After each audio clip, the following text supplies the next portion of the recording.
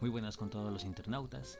El día de hoy vamos a hablar sobre el Renacimiento y para ello hemos seleccionado tres obras importantes de cada periodo o etapa del Renacimiento, que en este caso sería el Prerrenacimiento o el 300, el 400 y el 500. Para la etapa del 300 hemos seleccionado a uno de los artistas más importantes y muy influyentes para que el Renacimiento se diera como tal en su apogeo, que luego será en el 400, en este caso Giotto. Y una de sus frescos, dentro de su colección, por así decirlo, de frescos más importante, titulada El exorcismo de los demonios de Arezzo, como les comentaba, del artista Giotto. Es una de sus obras maestras y una de las obras maestras del arte italiano del siglo XIII. Esta pintura forma parte de una serie de frescos que representan la vida de San Francisco de Asís, uno de los santos más queridos y venerados de la Iglesia Católica. El artista Giotto plasma de una manera increíble su estilo, que resulta ser inconfundible en esta obra. Su técnica de pintura al fresco es impecable y su habilidad para crear figuras realistas y emotivas es evidente en cada detalle de la composición. La escena representa el momento en el que San Francisco exorciza a los demonios que habían poseído a un hombre en la ciudad de Arezzo. La composición de la pintura es impresionante. Giotto utiliza la técnica del contraposto para crear figuras que parecen estar en movimiento. San Francisco, con su mano extendida hacia el hombre poseído, parece estar en el centro de la acción, mientras que los demonios se retuercen y contorsionan en el suelo, tratando de escapar de su poder. El color de la pintura es vibrante y lleno de vida. Giotto utiliza una paleta de colores vibrantes y saturados para crear una sensación de drama y emoción en la escena. El fondo de la pintura está lleno de detalles, como edificios y árboles, que añaden profundidad y dimensión a la composición. La historia de la pintura es fascinante. Fue creada en el siglo XIII para la Basílica de San Francisco de Asís, en Italia, y ha sido objeto de numerosos estudios y análisis a lo largo de los años. La pintura ha sido restaurada varias veces, pero sigue siendo una de las obras más importantes de la historia del arte. Algunos aspectos pocos conocidos sobre la pintura incluyen la presencia de símbolos y detalles que hacen referencia a la vida y obra de San Francisco, como la presencia de un lobo en la esquina inferior derecha de la pintura, que representa la leyenda de cómo San Francisco domesticó a un lobo salvaje. En resumen, la pintura Leyenda de San Francisco, Exorcismo de los demonios de Arezzo, de Giotto, es una obra maestra del arte italiano del siglo XIII. Su estilo artístico, composición, color y detalles hacen de esta pintura una de las obras más importantes de la historia del arte. Para la etapa del Trecento tenemos también a un artista muy famoso, Sandro Botticelli, y una de sus pinturas de su etapa más tardía. En sus últimos años, Sandro Botticelli se convirtió en seguidor del fraile Savonarola, quien impulsó una revolución religiosa. Desde la llegada del dominicio y la invasión de Florencia, su obra pasó de la inspiración neoplatónica a temas más cristianos y místicos. Esta refleja cierto involucramiento en los levantamientos religiosos y políticos de Florencia. Por ejemplo, Natividad Mística es una de sus pinturas más ambiciosas de este periodo.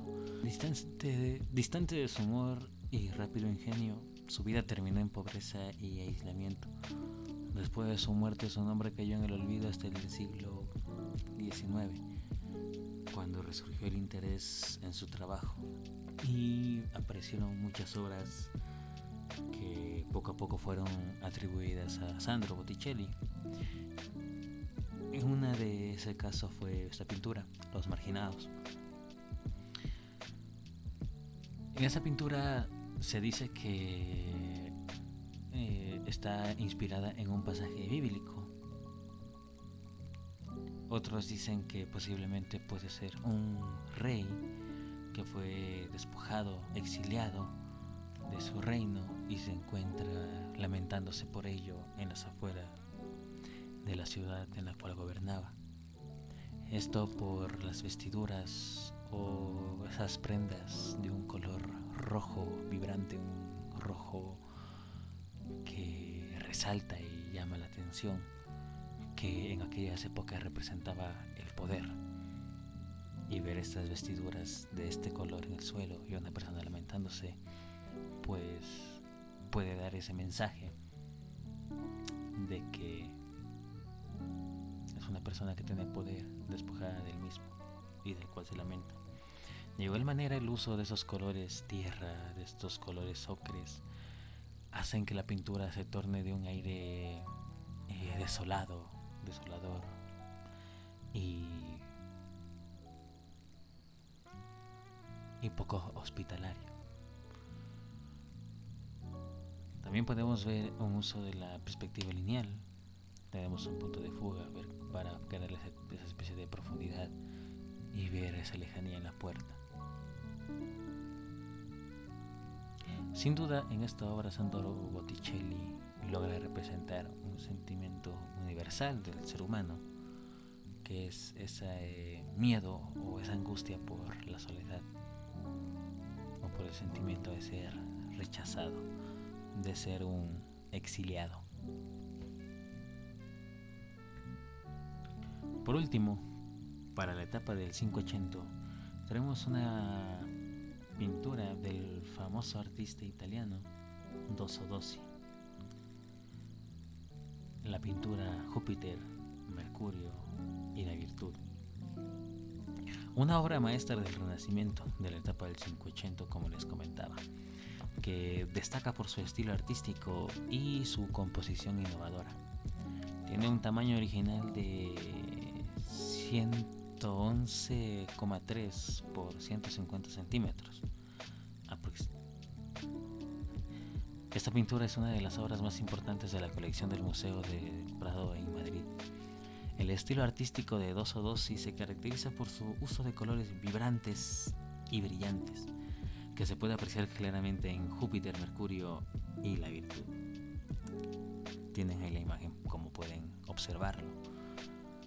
Los tonos cálidos y dorados de la vestimenta de los personajes contrastan con el fondo oscuro y misterioso de la pintura, creando una sensación de profundidad y misterio. La composición de la pintura también es notable, ya que Dosso Dossi utiliza una técnica de perspectiva que le da a la obra una sensación de movimiento y dinamismo. Los personajes parecen estar en constante movimiento, lo que crea una sensación de tensión y drama en la escena. La historia detrás de la pintura es interesante. Se cree que fue encargada por Alfonso I de duque de Ferrara, para decorar su palacio.